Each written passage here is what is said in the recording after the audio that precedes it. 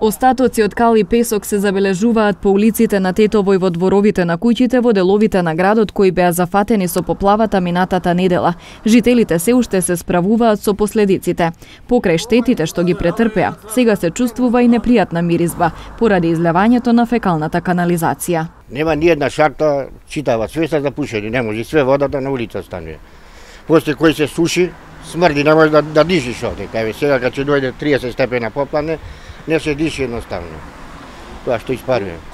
Неколку жителки во горниот дел на Тетово сами ги метеле улиците од остатоците од поплавата, но велат дека собраниот песок со отпад се уште не е подигнат. Тоа све ќе се собере дома, ќе се носи.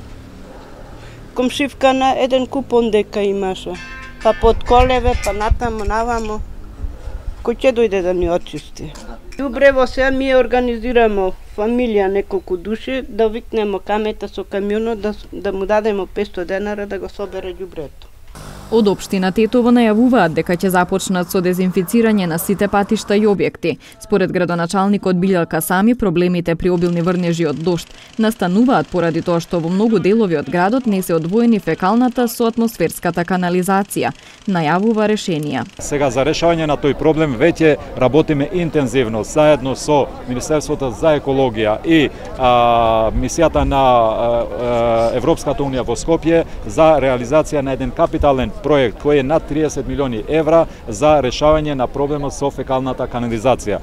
Значи дадено е налог следните чекори во делот на чистење на каналите, во делот на спојување на делови од канализација кои не се спојувани и во делот на решавање на сите тие критични точки.